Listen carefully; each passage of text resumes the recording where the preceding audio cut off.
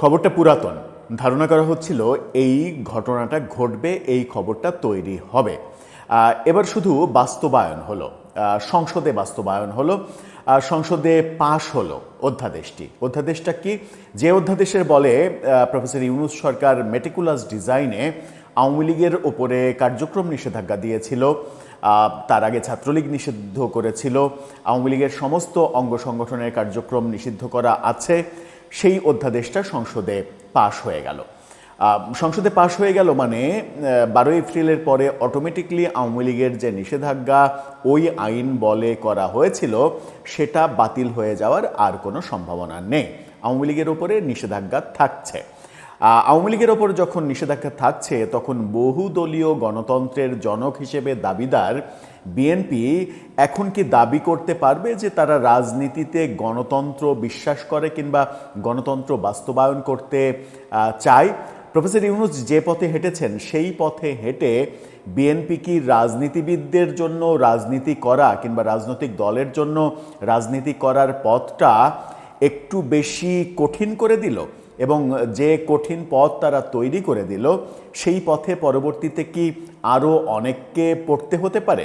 আমাদের কপালে কি এরকমটাই ব্যাপার স্যাপার দেখার নজির তৈরি হবে বারবার, যে যখন যে পাওয়ারফুল হবে তখন সে তার বিরোধী মতকে দমন করার জন্য নানা ধরনের কালা কানুন তৈরি করবে, যেমনটা প্রফেসর ইউনূস করেছিলেন? হ্যাঁ, সেই আইনের কিছু সংশোধন করে তারা সংসদে পাশ করলো, কিন্তু সেটা কতটা ভালো হলো রাজনীতির জন্য এবং বাংলাদেশের গণতন্ত্রের জন্য? কি হলো সংসদে আজ? এর ফলে কি হতে পারে চলুন একটু জেনে দেখি। এবং ঠিক সেই মুহূর্তে হলো যখন কিনা বাংলাদেশের পররাষ্ট্রমন্ত্রী গতকালই দিল্লি গেছেন ভারতের সঙ্গে গুরুত্বপূর্ণ দ্বিপাক্ষিক বৈঠক করতে। সেই আলোচনাই করবো এই ভিডিওতে। থাকবেন পলিটিক্স টিভির নিয়মিত আয়োজনে।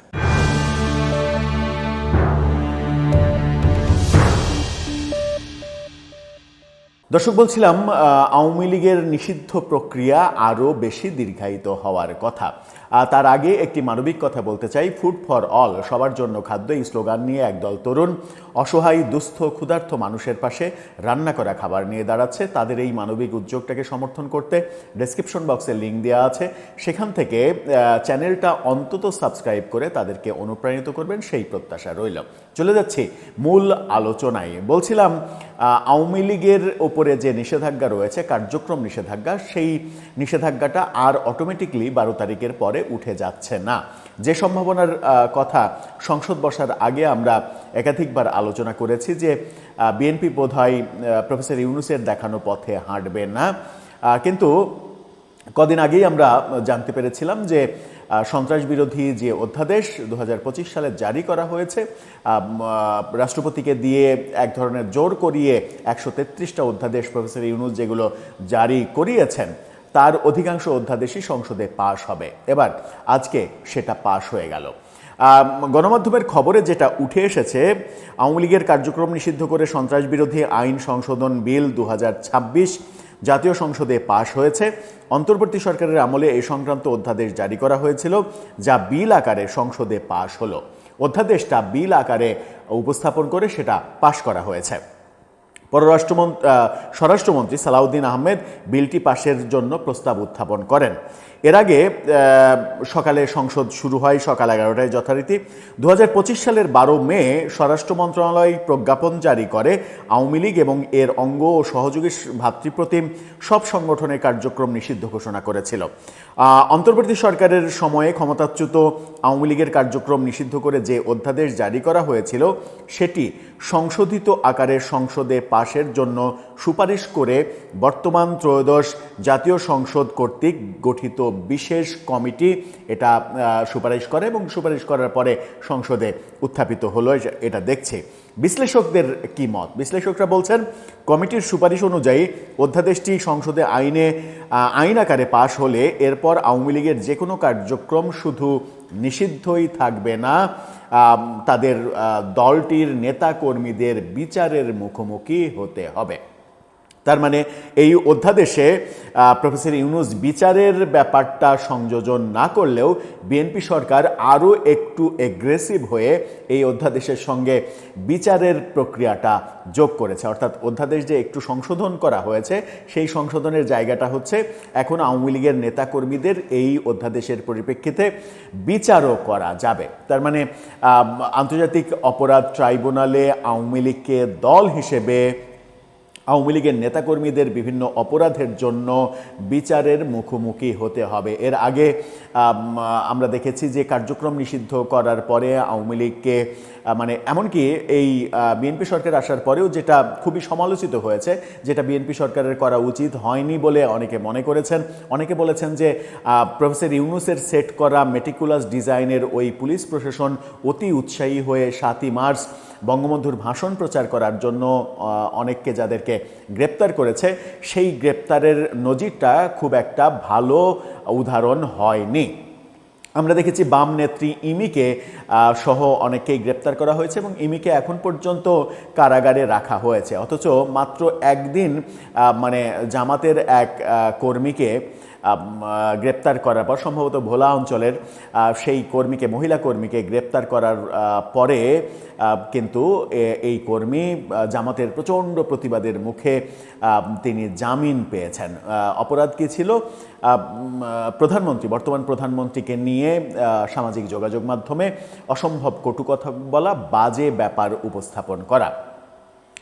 তার মানে রাজনীতিতে অনেকেই এখনো বলেন যে রাজনীতিতে এখনো এই যে ইমির গ্রেপ্তার এবং পরবর্তীতে জামাত কর্মীর এই দ্রুত মুক্তি পাওয়া একদিনের মধ্যে, এই ব্যাপারগুলো উদাহরণ টেনে অনেকে বলেন যে এখনও রাজনীতিতে জামাতের প্রভাব যথেষ্ট রয়েছে, সরকারেও জামাতের প্রভাব রয়েছে। আসলেই কি সত্যি?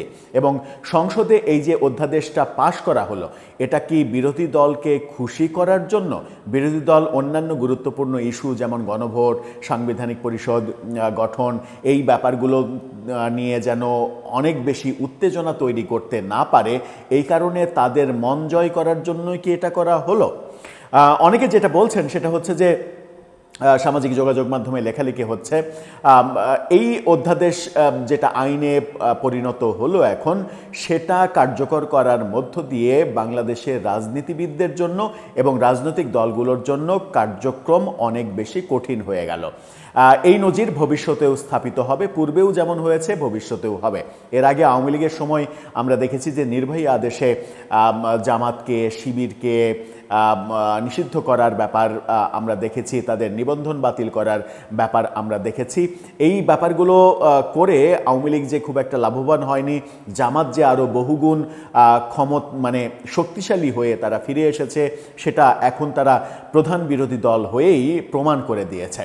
সুতরাং আওয়ামী লীগের ওপরে নিষেধাজ্ঞাও আওয়ামী লীগকে অনেক বেশি শক্তিশালী করবে কিনা, সেটা বিএনপি জামাতের জন্য ক্ষতিকর হবে কিনা, সেই প্রশ্ন উঠেছে। আবার আরেকটা প্রশ্ন উঠেছে, সেটা হচ্ছে যে এই যে ধারা, এই যে নির্বাহী আদেশে কিংবা অধ্যাদেশ জারি করা, সন্ত্রাস বিরোধী অধ্যাদেশ পাশ করা, এই যে ধারা, এই ধারা ভবিষ্যতেও অব্যাহত থাকবে এবং ভবিষ্যতে যখন যে ক্ষমতায় আসবে তখন তার বিরোধী মতকে দমন করার জন্য এই আইনটাই ইউজ করবে।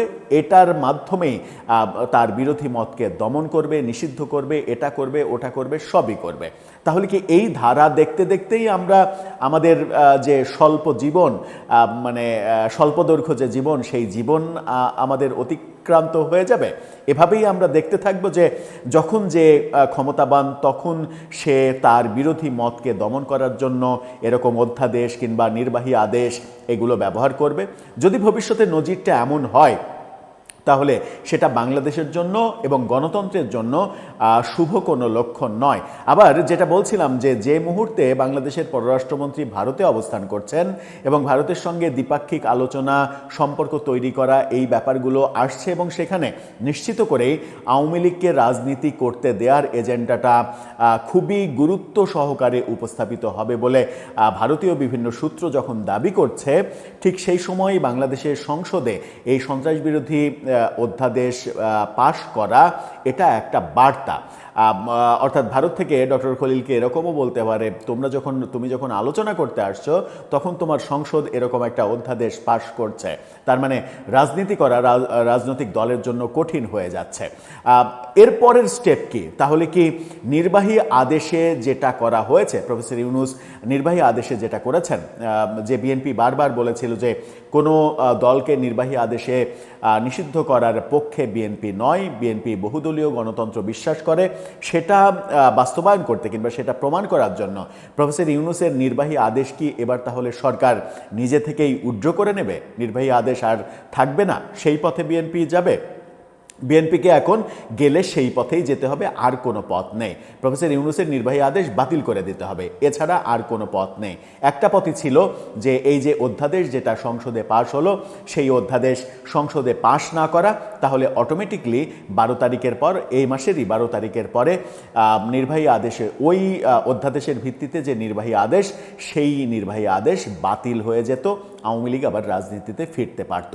কিন্তু এখানে একটা মজার ব্যাপার আছে, সেটা হচ্ছে যে বিএনপি ক্ষমতায় আসার পর থেকে আওয়ামী লীগের অতি চালাক মানে কর্মীরা কিংবা নেতারা যে ভাবনা ভাবছিলেন যে বিএনপি আওয়ামী লীগের জন্য দুয়ার অবারিত করে দেবে, আওয়ামী লীগ নির্ভয়ে রাজনীতি করতে পারবে, আওয়ামী লীগ আবার রাজনীতিতে কামব্যাক করবে, এই যে স্বপ্ন তারা দেখছিলেন, এই স্বপ্নটা যে অতিরিক্ত স্বপ্ন, এই স্বপ্নটা যে দুঃস্বপ্ন, এই স্বপ্নটা যে তাদের বোকামির ফসল, এটা কি আজকে আওয়ামী লীগ টের পাচ্ছে?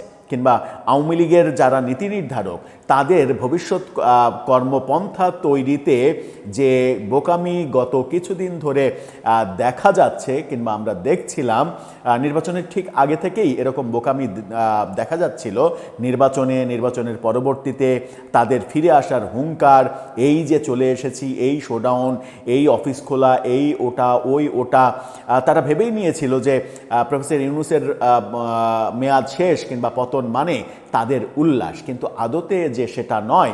কারণ প্রফেসর ইউনূসের সরকারে যারা ছিলেন আওয়ামী লীগের আমলে, তারা কতটা আর ক্ষতিগ্রস্ত হয়েছেন, মূল ক্ষতিটা হয়েছিল তো বিএনপির। সুতরাং বিএনপি এত সহজে সেগুলো ভুলে গিয়ে আওয়ামী লীগের জন্য উদার হবে অনেক বেশি, সেই প্রত্যাশা যারা করেছিলেন, তাদের সেই প্রত্যাশার মানে পাত্রে গুড়ের মধ্যে বালি পড়ে গেল বোধহয়। দর্শক, আপনার কাছে কি মনে হয়, এভাবেই কি চলবে দেশটা? আপনার মতামত জানিয়ে লিখতে পারেন আমাদের কমেন্ট বক্সে।